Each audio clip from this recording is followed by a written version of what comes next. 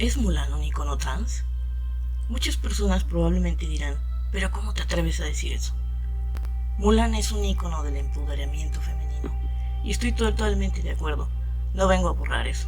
En específico, la versión de Disney es una película que muchas mujeres le tienen un gran cariño, y quizás su propósito era ese, ofrecer un arquetipo diferente de su catálogo tradicional de princesas para que todas las niñas tuvieran una representación en pantalla. Algo que las hiciera sentir seguras y libres de las ataduras de una princesa tradicional. Pero ¿acaso puede esta historia ofrecer más? ¿Podemos compartir una representación icónica femenina? Lo veremos a continuación. Bienvenidos a mi canal, les habla Joe. No olviden suscribirse y darle like a este video y comencemos.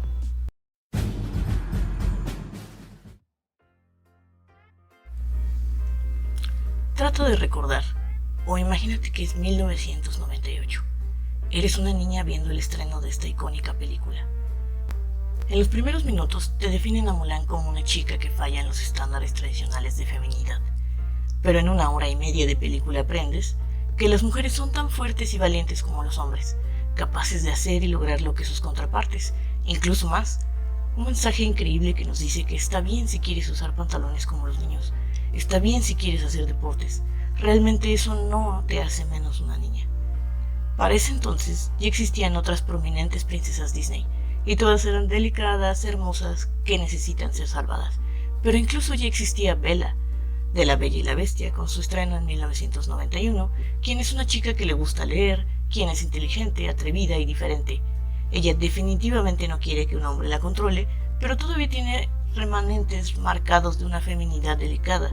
Ella se llama Bella después de todo, y sí, ya sé que muchas de estas películas provienen de cuentos tradicionales y que hicieron lo suficiente para que no todas fueran exactamente iguales, pero Bella se enamora del príncipe al final y vivieron felices para siempre. ¿Pero qué hay de Mulan? Sí, ella también se enamora del héroe masculino, pero a diferencia, y al menos en la película original, Mulan y Shang realmente quedan en un tipo de final abierto. La abuela dice, ¿quieres quedarte para siempre? Y el capitán responde, a cenar está bien. Básicamente nos dice, ok, probablemente se casen y sean felices para siempre, pero en lo que corresponde al final de la película, estos chicos lo van a llevar lento. Van a salir unos años y luego estarán juntos, porque Mulan es una mujer capaz e independiente que no necesita a Shang para su sentido de valor como persona.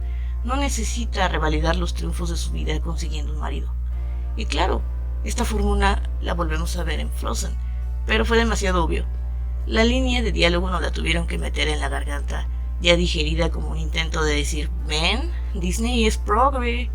Me refiero a la parte en la que Elsa le dice a Anna que no puede casarse con un hombre que acaba de conocer. Y en su final también podemos ver claramente que Hans y Anna no quedan oficialmente juntos. Pero fue tan en nuestras caras que por las siguientes semanas hubo cantidades enormes de artículos felicitando esta propuesta, como dándole palmaditas a Disney en la espalda diciendo buen trabajo y por fin haces algo diferente. Pero en 1998 ya había sucedido, y había sucedido en una época en la que no había este diálogo intenso, no había tal cosa como las redes sociales. Es más, en ese año salió Windows 98 y fue la primera PC que tuvimos en casa. Así que no había mucha gente señalando al hecho de que esta película había dado este salto tan importante en la narrativa de género y el empoderamiento femenino. Nadie quien les diera la palmada que en ese entonces realmente se merecían. Ahora Disney está en una fase de sobrecorrección política que ha terminado en más desastres que nada, en unos puntos siendo tan necios que rayan en el racismo y la intolerancia como en Star Wars, o en una sobrecorrección tan severa que radica en el mensaje original y al cambiarlo, cubrirlo y borrarlo, solo niegan que sucedió, en lugar de que entendiéramos las cosas desde el contexto de su creación y a partir de ahí tomarlo como un cuento cautelario y fijarnos qué es lo que ha cambiado y qué es lo que aún necesita cambiar. Quizás debamos analizar otra perspectiva, la versión live action. Esperen, no, esa no. Esa es un desastre de película tanto narrativamente como culturalmente, que incluso llega a ser terriblemente racista, pero como analizarla me quiebra en una tirada de ira, no lo haremos. Solo diré que es una vergüenza comparada con la película animada Vergüenza tu vaca, Disney. Y sobre la segunda película animada para televisión que se produjo, me parece que contradice el mensaje presentando a unas princesas que están comprometidas y obligadas a un matrimonio político, y Mulan obviamente no es fan de la idea, pero luego dichas princesas proceden a enamorarse a primera vista con el primer hombre que les muestra interés. Ya saben, como es normal para una princesa. Quizás era una buena idea en teoría, pero mientras que podemos decir que la original es una historia sobre la difícil decisión de una mujer de proteger a su padre y su familia en una guerra a pesar de las posibles consecuencias como la deshonra y la muerte, el conflicto que representa no obedecer las reglas sociales y faltarle el respeto a su propio padre, la otra sobre desarrollar el romance entre Shan y Mulan, que está de más, y el débil conflicto de las princesas de fondo, que en realidad siguen sin tener una opción más allá de escoger a un hombre. Solo hay de dos, o es por amor o es por obligación, y la canción del final desarma por completo el sentido de ambas películas con el tema "quiero ser como las otras chicas". Pero lo más horrible es esa escena donde nos muestran que las mujeres siempre quieren pedir direcciones y los hombres nunca admiten que están perdidos, como si el conflicto de género fuera tan fácil de reducir. Bueno, también me involucré en una pelea con mi exnovia sobre la correcta colocación de un cortinero, y cariño, si estás escuchando esto, sí, el taladro era absolutamente necesario. Y ya que hice mi chiste machista y políticamente incorrecto, podemos culpar a este libro, y esta serie, y esta... Bueno, hay muchas, sigamos. Me refiero a esta película, Mulan, el ascenso del guerrero de 2009. ¿Quién mejor para hacer una película sobre la leyenda de Mulan que una producción china? Pero es importante notar que hay una gran influencia de la película animada de Disney y que cinematográficamente el tiempo narrativo es apresurado al inicio durante la introducción de los personajes, entendiblemente para darle prioridad al aspecto visual de las batallas y la acción con cientos de extras. No excede de los efectos especiales de computadora al grado de que se convierta en un absurdo, y nada se compara, como ya mencioné, a ver a cientos de extras en acción que digamos Fénix fantásticos que chocan con el supuesto tono serie del intento fallido de Disney en 2020. Además de que no hay pierde con la sensibilidad cultural. No diré mucho para no spoilear la película si no la han visto aún, y aunque también tiene una subtrama en el romance con uno de sus camaradas, creo que la forma en la que sucede es bastante entendible, pues lo coloca en una situación de estrés y violencia que suena natural que dos personas busquen el consuelo y la cercanía. Pero no es algo que nos embarren en la cara, y tomando en cuenta que los medios chinos están dominados por una mentalidad nacionalista comunista, y tratándose de un film sobre la leyenda del folclore popular chino, no hay nada que censurar. Esa relación es platónica en el escenario de una guerra. Y en términos simples significa que Mulan es virtuosa, virginal, heroica. Y al final de cuentas, no puede escapar la influencia de los contextos culturales a través de los años, y la leyenda en sí tiene un mensaje moralista.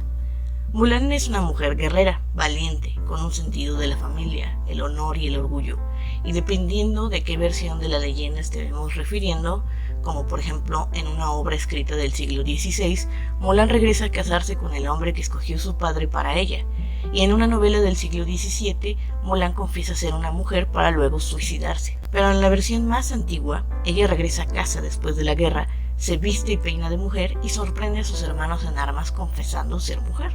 Básicamente la transgresión de vestirse de mujer y pelear en la guerra, un asunto absolutamente reservado al género masculino en la China antigua, se justifica y se perdona porque ella regresa a ser servil a su lugar adecuado como mujer, madre, hija y hermana.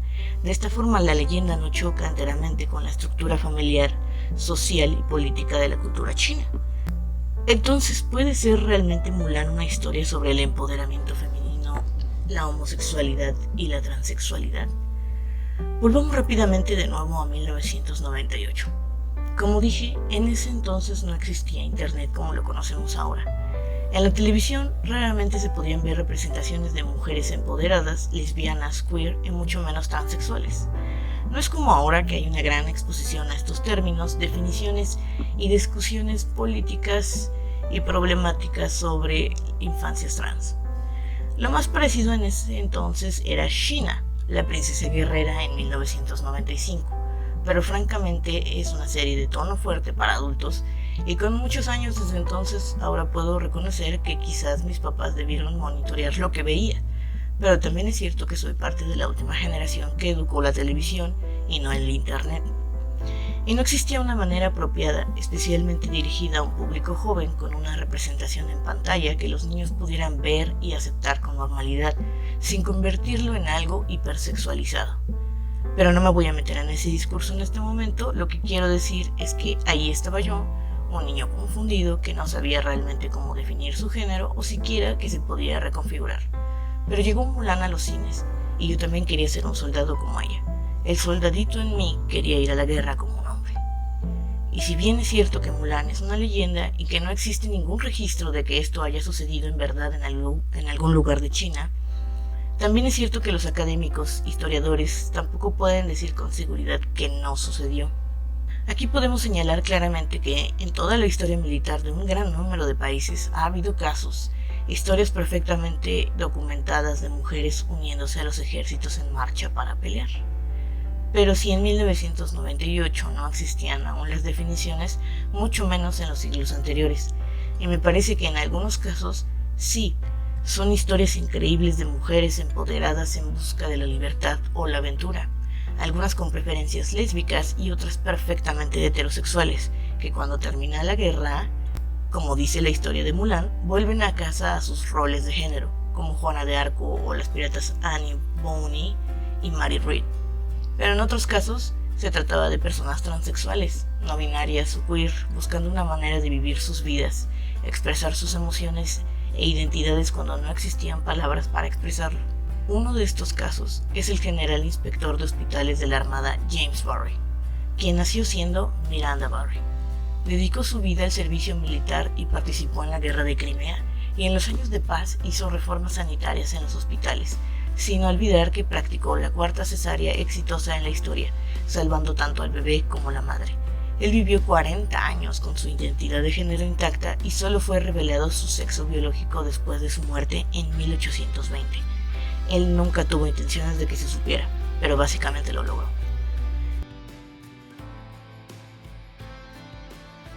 Quien no tuvo tanta suerte fue el doctor cirujano Enrique Faves, nacido como Enriqueta, quien peleó en las guerras napoleónicas, sobrevivió y siguió su profesión en un hospital en Cuba, donde se casó con una mujer mulata llamada Juana de León. Por desgracia fueron descubiertos, llevados a la corte, donde Faves, en su defensa, dijo ser un espíritu masculino en un cuerpo femenino. Pero ese argumento no fue muy bien visto, su matrimonio con Juana fue anulado, y de todos modos la mujer lo abandonó declarando que le había manipulado para aceptar la relación degenerada.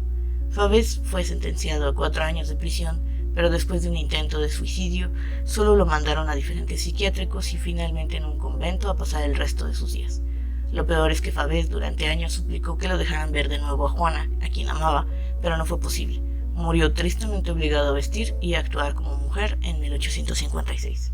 También el soldado raso Albert Cashier, quien nació Jenny Hodgers en 1843, quien sirvió en el ejército de la Unión durante la Guerra Civil Americana.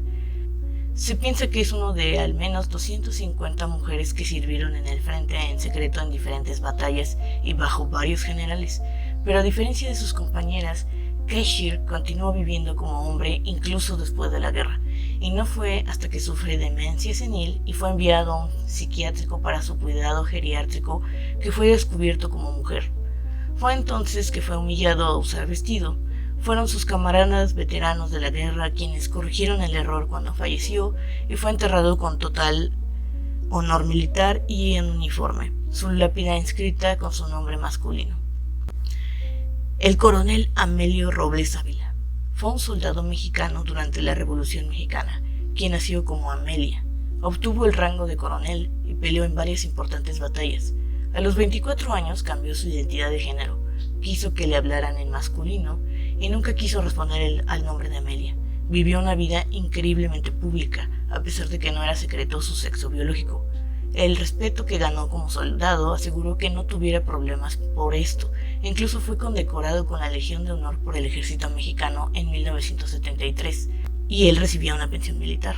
Robles logró, y a punta de pistola, valentía y coraje, hacer que su familia, la sociedad y el gobierno mexicano le reconocieran su identidad de género. Se casó en 1930 con Ángela Torres y adoptaron una hija juntos, aunque después se separaron. Amelio Robles murió a los 95 años en 1985 como un hombre. Yo sé que la historia de Mulan, como analizamos desde su origen, no se trata de esto, pero a pesar de eso podemos argumentar que en la memoria de la gente que creció en un mundo sin definiciones, una representación tan diferente de feminidad abrazó y cobijó los sentimientos de muchas niñas y niños, y además es hilarante el contexto homoerótico porque el Capitán Shan desarrolla sentimientos por quien pensaba que era un hombre. Mulan de 1997 sigue siendo una gran película que desafía el paso del tiempo. Y aunque ahora la gente joven tiene muchísimo acceso a la información, de todos modos seguimos buscando la representación LGTB y feminista ideal que sirva de ejemplo de que las cosas no siempre están tan mal, que a veces damos 2 pasos hacia atrás, pero que sigamos adelante para aceptarlos. Si te gustó este ensayo, dale like y suscríbete a mi canal. Te invito a dejar una opinión en la caja de comentarios. Me despido, mi nombre es Joe y puedes esperar más contenido donde analizo diferentes series, películas y libros para descubrir sus contextos ocultos.